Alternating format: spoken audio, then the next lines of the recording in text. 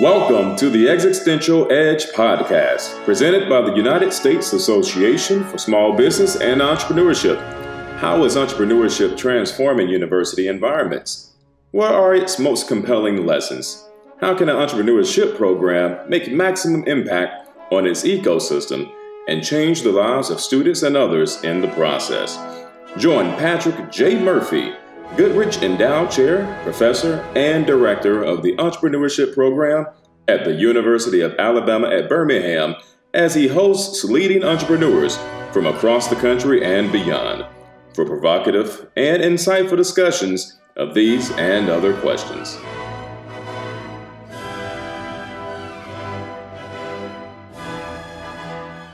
Welcome, everybody, to episode 1 of the Existential Edge podcast. This show is for entrepreneurship educators. In our programs, we will interview successful entrepreneurs from across the country and get their thoughts on entrepreneurship education.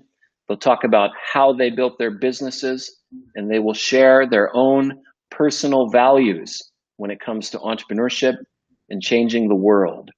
You can expect our conversations to be provocative, compelling, interesting, and useful to our job as entrepreneurship educators. I am Patrick J. Murphy, the Goodrich Endowed Chair of Entrepreneurship at the University of Alabama at Birmingham. I've been an educator for 2 decades, teaching entrepreneurial students and working with entrepreneurs, and it's an honor for me to serve as your host.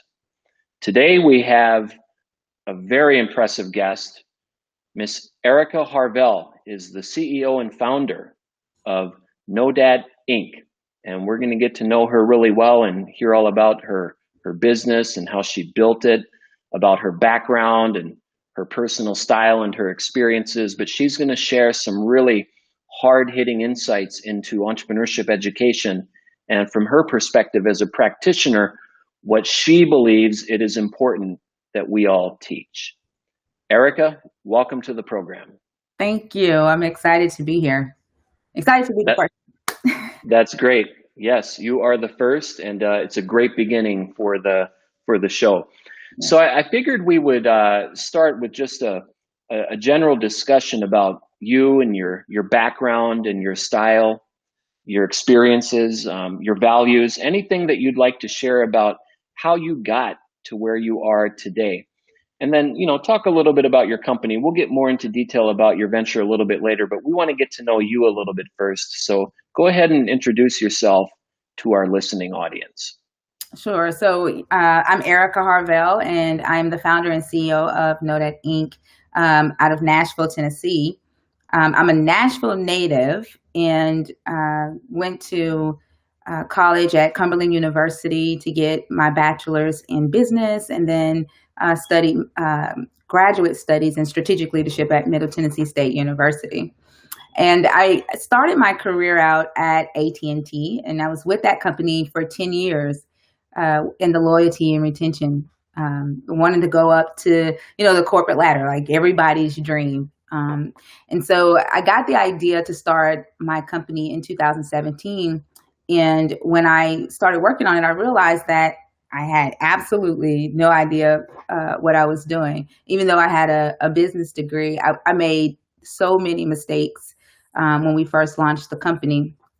And because of that, I decided to start focusing more on educating entrepreneurs, especially new entrepreneurs and small business entrepreneurs, so that they learn from my mistakes and, get to success much quicker. One of the things that I did when I got the idea to build Nodat, I was just really excited because I thought, this is something really, really cool. I didn't do a lot of market research when we first launched, and that was the biggest mistake that I had made. And going back to my education at Cumberland University, which I love my school, and I think that, they prepared me very well to be able to do what I did at AT&T and manage another business. But I didn't really understand how to take an idea, a concept, and turn it into a product and then turn that product into a revenue generating stream of income for it to be a sustainable business. And so that's the main thing that I focus on, and that I think that a lot of colleges, especially when someone is going to school to get a business degree, entrepreneurship needs to be a part of that, whether it's business administration, whether it's marketing. There needs to be some curriculum around entrepreneurship, even if it's just understanding why the person that you work for decided to build that company, so that you can, better help innovate and make that company more successful. So let me ask you something about you personally then. You were at AT&T for 10 years. You at some point you made some hard choices about going out on your own, in spite of the fact that you didn't know much about what to do or how to turn a concept into an actual product or service. So not how you did it, but why? What is it about you or your background? Is there anything about you as an individual person or your character, early experiences that empowered you when it came time to make this decision? Or were you just scared and you did it anyway? I mean, there was a lot. A lot. As I mentioned yesterday, one of the memories that I have was when I was 9 years old, and my dad asked me what I wanted to be when I grow up. And I said a businesswoman. And I don't know why I said that, because we didn't talk about entrepreneurship in our house. In fact, when I was married, we owned a barbershop. Never in my head did I say, that we are entrepreneurs. It was, to us, it was, a way of making money. It was just owning a business. And so when I got the idea to start working on Nodat, it was really about, me feeling like, okay, now is the time for it to be a Black woman in tech building a multi-billion-dollar business. That was the main thing that gave me the courage to jump out there and do it, because I wanted to give it a try, because what we see is a stereotype of a specific type of person, a white male, blonde hair, blue eyes, gone, at an Ivy League school, building these types of companies. And then they showed us that they, got the idea one day, and then 2 days later they had $10 million. So I wanted to kind of show the process of that. And so I told myself, well, I'm gonna do it. I'm gonna show more black people or more women that we can do this too. And then I'm gonna let them see every bit of my journey. How important was it to you along the way to have mentors or people to give you advice, or maybe role models that you looked at? What are some of the role models and mentors that you had along your journey over the past 10 years, let's say? Well, I started out at the Nashville Entrepreneur Center and went through the In-Flight Accelerator and met with different mentors and advisors there. But the one that made a really big difference in my journey is my advisor, Robert Jewell, who is the CEO of Exchange Solutions, which is a loyalty company. Robert basically, saw what I was trying to do and was passionate about small businesses as well. And he took me under his wing and taught me everything that I know right now. And then I have gone through women's academies, Beta Boom out of Utah.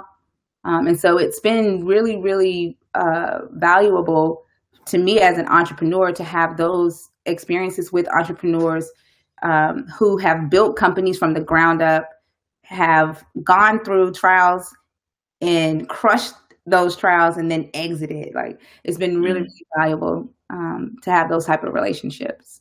And we're going to get into your business and what you actually do here in a minute, just for everybody listening. But we really want to get a sense of who you are. So I'm going to ask you a couple of really specific questions, because I know these come up a lot with younger entrepreneurs who are just starting out in the life cycle of their business. The first one is, how do you approach these mentors and these accelerators? You don't know them. Like, how do you just email them cold, or do you call them? I think a lot of people have a hard time getting over the fear of approaching people they don't know. and then persuading them that what you're doing is worthwhile? It's a little bit of both. I met Robert. He came to, I did a business shower to raise money for my business. And Robert came to the business shower, and he came up and introduced himself. And so I just emailed him and asked him if he would be my mentor because he was in the same field as me. So, I mean, it's a little bit of both of cold emailing. I wouldn't really recommend the code emailing.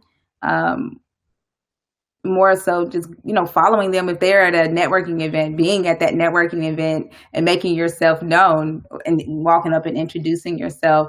I don't think there's any room in entrepreneurship to be shy, because there's so many entrepreneurs who want the same thing that you want. And so you kind of have to get over that and make yourself stand out and ask. Are you naturally a shy person? Yes, I'm an introvert. So, I am an introvert, but when I want something, I can put that aside and ask for it. That's right. That's okay. So that's the entrepreneurial mindset. So how do you get over your introversion? I know a lot of introverts do want to become entrepreneurs, but they struggle with getting over that. How did you get over that? For me, it's all about the why, in making sure that I reach my goal and not allow myself to stand in my way. I always, visualization is really, really big for me. And so I always visualize that end goal and just force myself to do it and then I talk to myself a lot, and I tell myself, like, if you don't do this, then you will not reach this step, like whatever step it is that I'm trying to get to. And so I just kind of force myself to do it so that I can reach that goal, because that why is more important than, my shyness at that moment. I hope that makes sense. Oh, that makes sense. All right, everybody, we have just gotten to know Miss Aireka Harvell. When we come back, we're going to learn all about her business, Nodat Inc.